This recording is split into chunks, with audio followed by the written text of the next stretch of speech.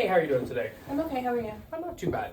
I just want to say thank you for coming in, and it shows great strength and courage to kind of come into these sessions. I know it can be a little bit awkward telling someone all your personal stuff, but I just want to start by saying, explaining confidentiality. Confidentiality basically means that everything that's said stays inside this room. The only times that's ever broken is if you're at risk to yourself, anyone else is at risk, if there's any children in danger, and the only other time is if my notes are subpoenaed by the courts, which is not super common, but still can happen. I just wanted to start off by just telling me a little bit about yourself and what brought you in today. Sure, so my name is Sarah. I'm a social work student, and I think I've just been really stressed out lately. School is a lot, my program is a lot, and I'm struggling with some clients at placement. Their boundaries are seeming really poor with me, and I'm not getting a lot of support from my supervisor. He kind of just thinks that's normal. My placement's in a residential setting, so he kind of just says that I'm doing my job right if they like me, but it's getting a little overwhelming. That sounds really overwhelming. It sounds a lot to be dealing with when you're in school and something like that. So, like, what specifically is kind of going on with the clients that's making it so difficult? So the setting I'm in is a residential treatment center for addiction, and it's youth. One of the clients lately, he's been there for a while, and he's just been getting really attached. He's asking me to like keep things secret that he tells me from other staff, or to not document things that he knows I have to document. When he argues with other youth, he tries to get me to like take his side, which kind of alienates me from them. And he just is like very attached and treats me as like a parent figure. And I feel bad because I obviously want to help the kid, but I'm only there like a few days a week, and I don't know what's going on with staff when I'm not there. And I'm not getting a lot of feedback on anything I could be doing differently with him. I've tried everything I know how to try, so I don't really know what to do with him. And I can't like stop seeing him because it's residential and he lives there, so. That sounds like it's kind of a lot to process and deal with. So you've talked to your supervisor about it, and he hasn't really given you much direction? Yeah, I mean, in hindsight, like I probably could have talked to him sooner. I was trying to solve it myself. And then when things started to kind of get bad, he was on vacation, so I let it slide for a bit because I was hoping it would either go away by the time he came back, or I would figure it out. And then when he did come back, things got worse, and I tried to explain it to him, but because he hasn't been there, I don't think he knows like the full extent of the situation. Well, it's especially hard to set boundaries when you're kind of in that residential setting. Have you tried to like seek any support from other staff or anyone else within the setting? It's tough because the other staff, I think, don't feel super comfortable addressing stuff with me because, like, the structure is, like, my supervisor is the program director, and then the staff are, like, underneath him in terms of authority, and then I'm directly, I report to him, but I don't report to them, so they don't like telling me to, like, do things, and he told me that if something comes up, they'll go to him and he'll come to me, but that hasn't happened ever, so I don't know. Yeah, no, it sounds like you're not really being heard with the situation that's going on. Have you tried to kind of speak to your school at all? I know you said you're a full-time student, so. Yeah, I honestly probably should try and talk to them, but I think just because things aren't really being taken seriously already by placement, I don't have super high expectations for the school to take it seriously because they'll probably just refer me back to my supervisor and he'll tell me the same thing he already said. Yeah, so are you the primary care worker of this kid? Basically, we have wraparound supports with all the staff for the kids. It's not like I'm the only worker available to him, and obviously on shifts when I'm not there, other people do like his care.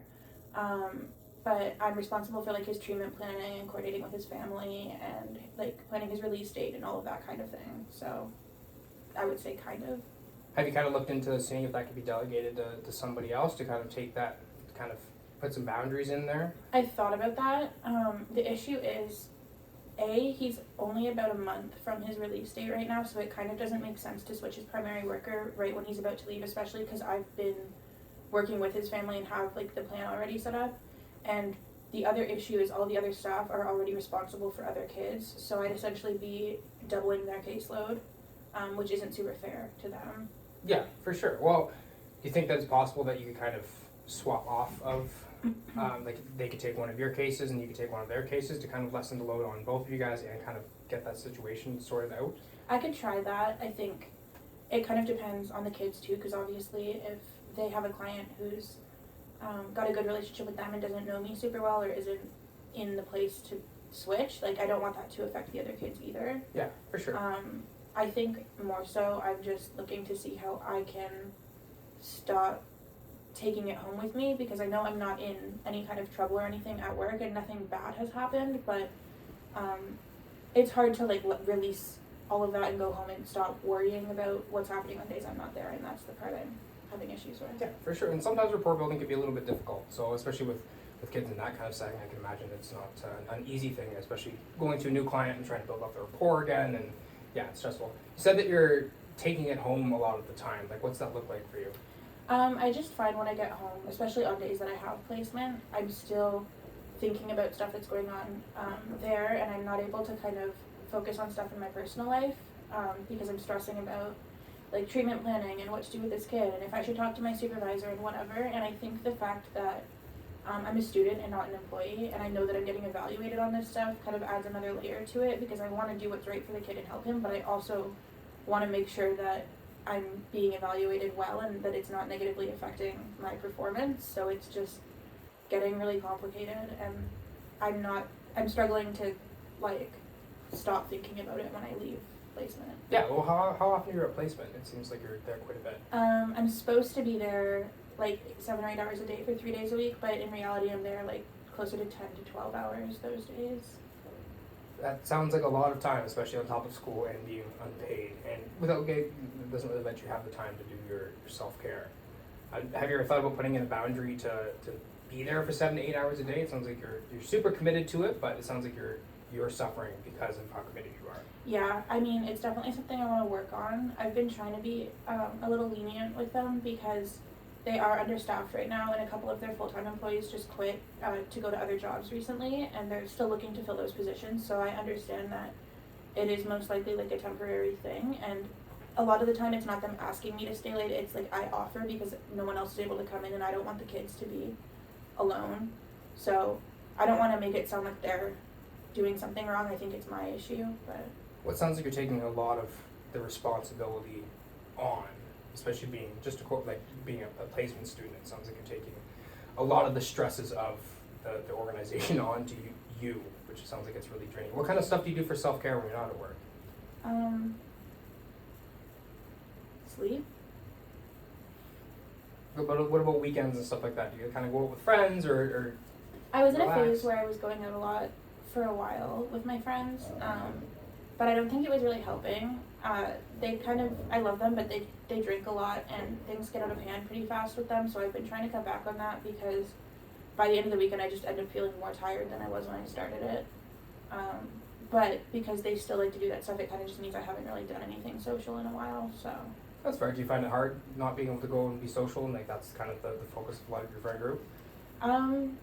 I'm not really finding it super hard. Like, I think in general I'm a pretty introverted person, so I don't mind being by myself, but it is hard sometimes when like I see them out doing stuff and I know that it would be fun, but I also know it's not what's like in my best interest long term. So yeah, I don't know. Yeah, no, that's very fair, and like especially being introverted, it makes sense, especially after being at co-op so long and at school and everything like that. Like, how do you think the school piece is going in conjunction with everything else? Like academically? Academically, or not even just kind of personally, like how you're finding it? Is it like adding a lot of stress? I'm finding it okay.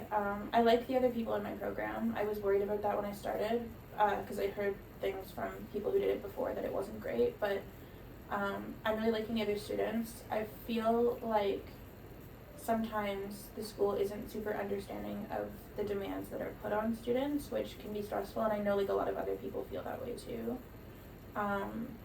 I do think it's been helpful to have like other people in the same situation for like a support network, but things I think could be better. Yeah, no, for sure, and that's really hard, especially when it feels like you're not being listened to again. So it sounds like the whole school experience has been a little frustrating for you. What kind of goals do you think that could be set as far as like boundaries go with either school or work or something like that? Because it really sounds like you're kind of being stretched from all directions. Yeah, I think school would be less stressful for me if I wasn't so worried about placement, so I'd like to focus on that first. And I think maybe something I could work on is like setting up an agreed upon schedule and then sticking to it, because right now I just come in when I want and leave when I want, and nobody asks me ahead of time, so it's really easy for me to end up working late or coming in early because I don't have anything directing me on what to do. For sure.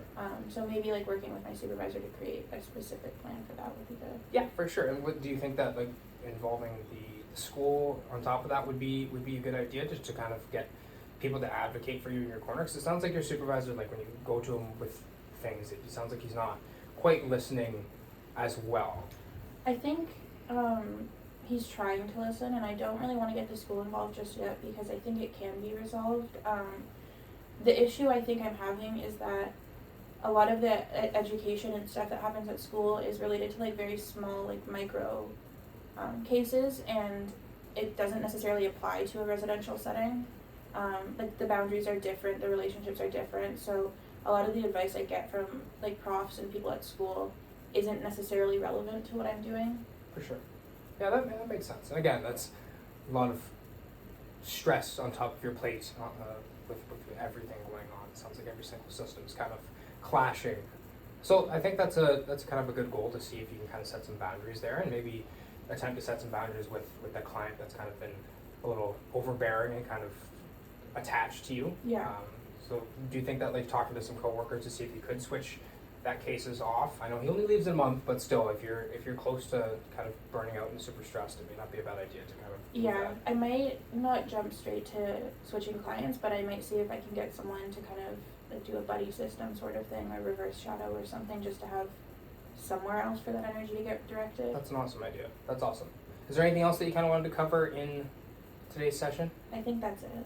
Well, thank you so much. And again, like, that shows a lot of courage and everything to come here.